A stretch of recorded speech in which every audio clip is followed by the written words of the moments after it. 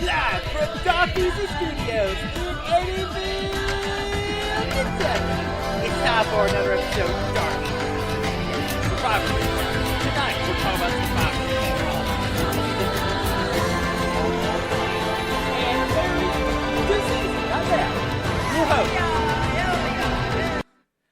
Hello, Easy Nation. Welcome to another episode of the evolution of Survivor Strategy. I hope everyone is enjoying their...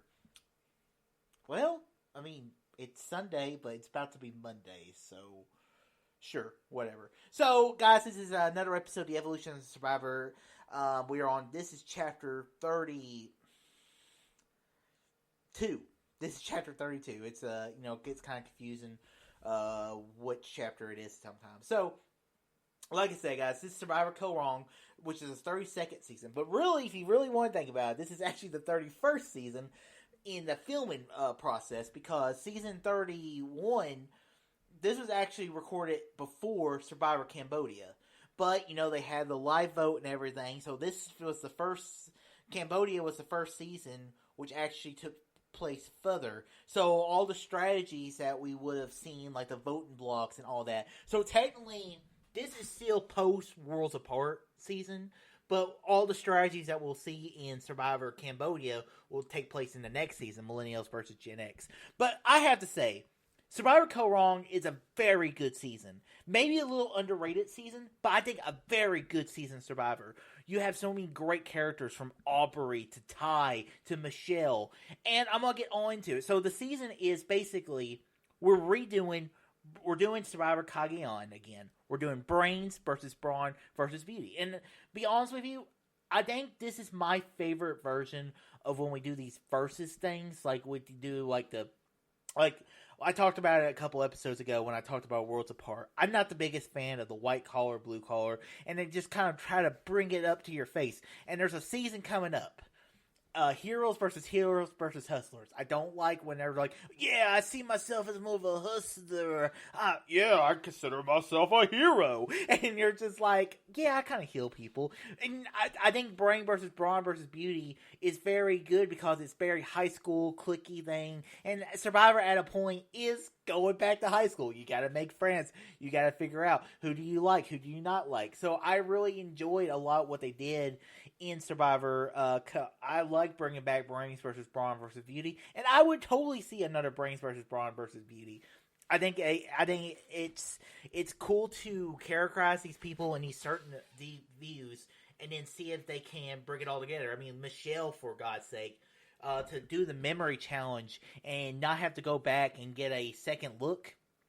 I think Michelle killed it, and she said, "Yeah, I memorized them all." I mean, that kind of shows people are not just what they're labeled as. They can be a geek. They can be a brawny person. I like I said, I enjoy that part of this season. So, this is also one of the toughest seasons they've ever done, physically wise. The heat was horrendous. I mean, it's a scary moment when Caleb goes out. And, Beast Mode, it was sad to see Beast Mode Cowboy go out because, he was in a good position. He was probably going to he probably could have made a deep run, just like he did in Big Brother.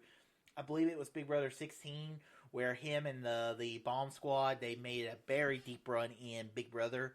And I don't think Caleb is ever somebody who's ever going to win the game, but I think he's somebody who could have gone really far in this game. And he was positioning himself. I think if Caleb doesn't get taken out, you don't see someone like Anna getting voted out when we get to when she gets swap screwed. So there are a lot of cool like I said, there's a lot of cool characters, and it was cool seeing the Braun Tribe from Scott and Jason and Sydney. They formed this trio, and their tribe was basically the Brain Tribe from the original Kaoh. But somehow they're able to stay alive, and they get swapped into different tribes. Then we see Aubrey, Peter, and Joe get swapped into a tribe with Jason, who's the only Braun, and then you see Ty and Anna on the tribe, and then Anna gets voted out, and then Julia, who gets put on that tribe, and they basically had to make a decision to vote out Peter. Who Peter was a little scheming, and he said he was going to turn on him. I mean, you can understand people wanting to take him out. So yeah, we get to the merge, and we're like, okay, where are the numbers going to lie? And we had a mega evac, Neil. I hate to see Neil go because I thought Neil was playing a pretty decent game. So Neil gets taken out in the swap mode, or not the swap. He gets taken out at 11 for medical reasons.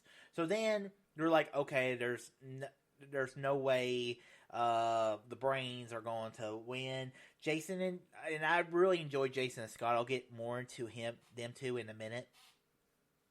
But that moment in the episode when Sydney's like, I need to make a move and kind of try to shake things up. And she forms this deep relationship with Aubrey. And the two kind of, at that point, run the game.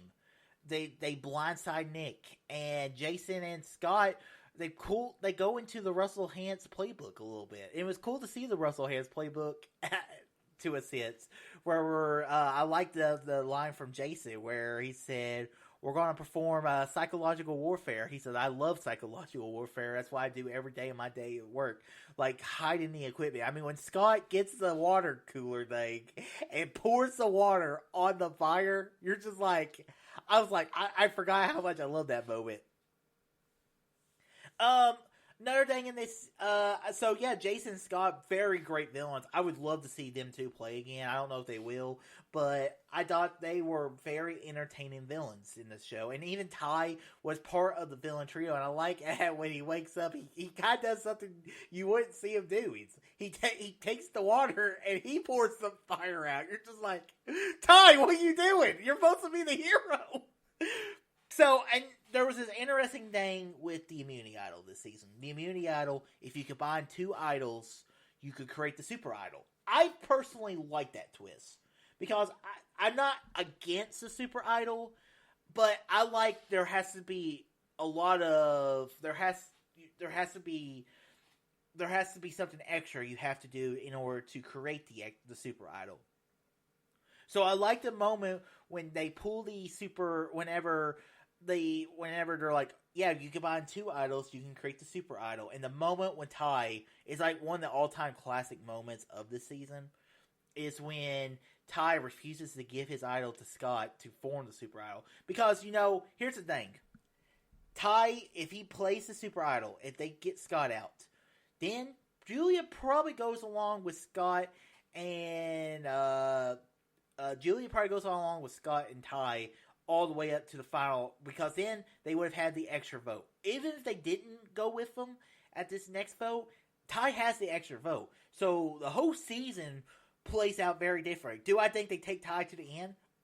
I do not think they take Ty to the end, because Ty would play that symphony bow. But we saw how terrible he did at Final Tribal Council, and I think a lot of that has to do with, the language barrier, and English is not his first language.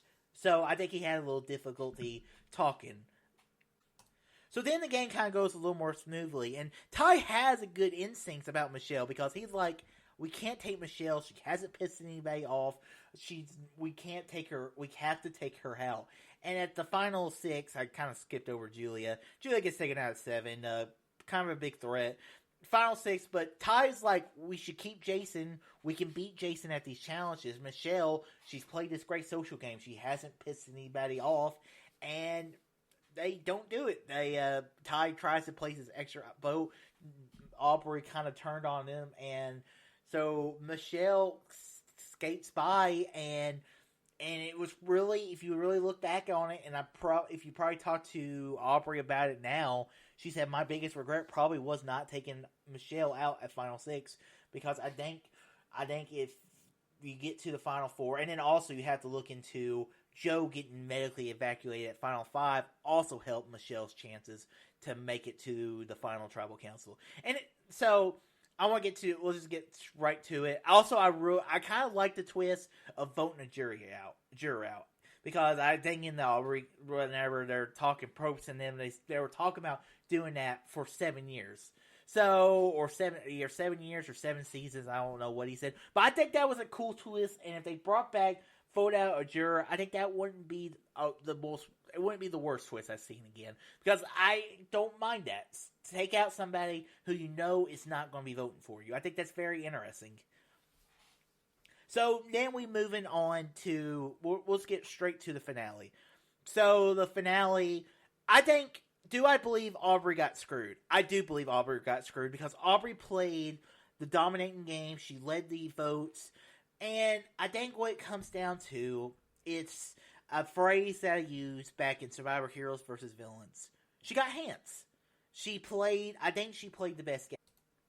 That being said, and after watching Survivor Heroes at Winners at War this last year, which will be coming up sooner rather than later, Michelle is a very good player and she's a very dangerous player.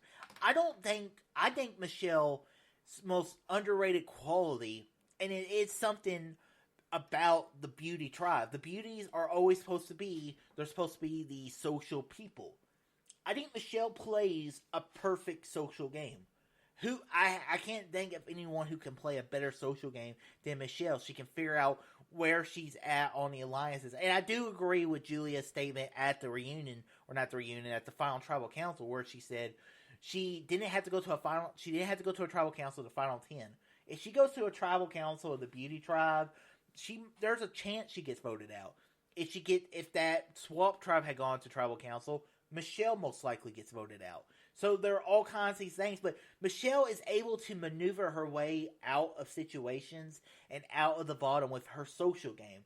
And the social game is always a very underrated part of Survivor, but you gotta have a good social game. And I think Michelle has one of the greatest social games.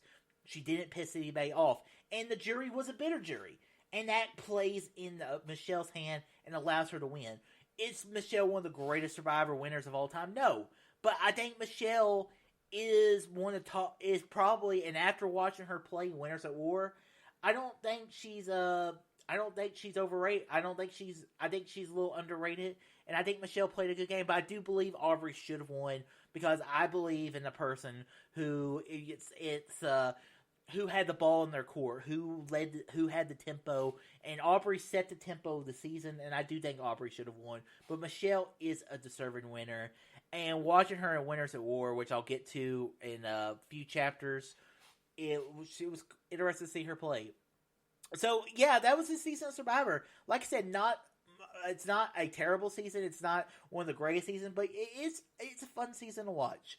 So, guys, I hope you guys enjoyed this episode of Evolution of Survivor Strategy. What are your thoughts on this chapter? Whatever they are, comment below. Let me know. And, guys, if you like this video, click that thumbs up, subscribe to see more, tell your friends about Easy Nation. Until next time, all too easy.